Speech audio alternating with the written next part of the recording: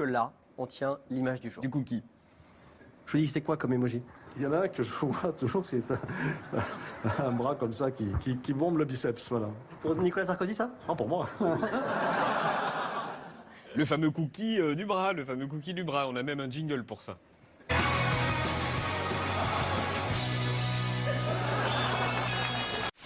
Chanson douce parue chez Gallimard dans lequel une nounou tue des enfants dont elle a la garde.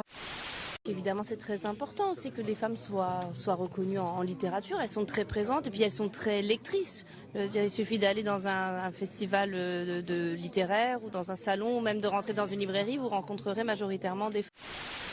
L'entrée dans la bagarre de la presse de gauche, elle avait un peu boudé le premier débat. Là, elle décide de s'en mêler en des termes peu charitables. Les tontons ringards, titre Libération.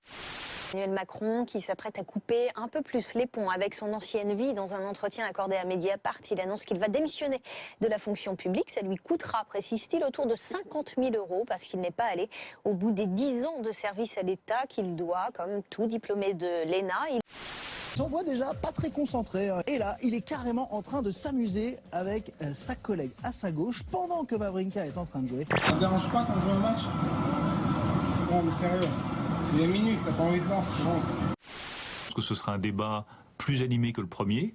Donc dans un débat plus animé, il faut être plus offensif. Je le sens comme ça, d'instinct. Vous êtes tout à droite. Oui, c'est à droite décomplexée, si vous voulez. On se refait pas. Je t'accompagne, pas au meeting. Pourquoi, madame, tu dis du mal de ton candidat? Tu dis pas du bien non plus. C'est pas de mal. Pas de mal à faire ça.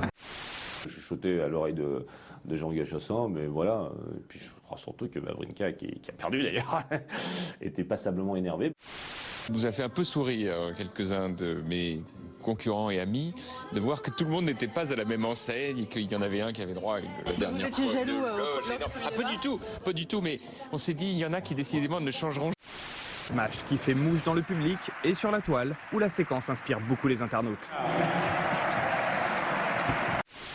Émet en moyenne 37 chèques par an et par personne. Un Britannique, dans le même temps, en émet que 11. Et alors, les Allemands ont complètement renoncé aux chèques. 0,38 chèques par an et par personne. Pourquoi le gouvernement veut-il en réduire l'utilisation? Eh bien, parce qu'ils coûtent cher aux banques. La plupart du temps, ils seront gratuits pour les usagers.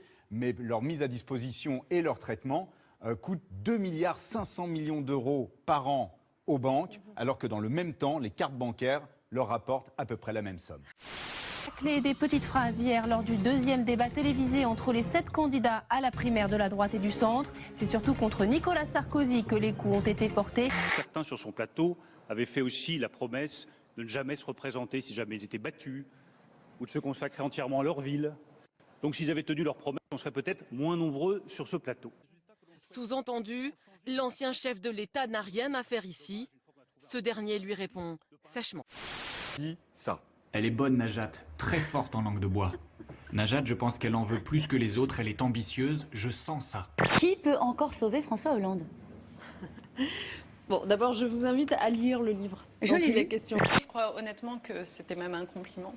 Bon, en tout cas, je retiendrai surtout le côté très fort en langue de bois. Commence d'abord par essayer d'être élu. Tu verras que c'est très difficile. Ensuite, je vais vous dire une chose. C'est difficile, Nicolas. Je dis simplement que Jacques Chirac et François Mitterrand n'ont pas été battus comme président sortant. Ils ont été battus comme candidats. Nicolas Sarkozy. Ils ont été battus, ce qui peut arriver à tout le monde. Et je te souhaite d'ailleurs que ça t'arrive, parce que c'est la défaite qui fait...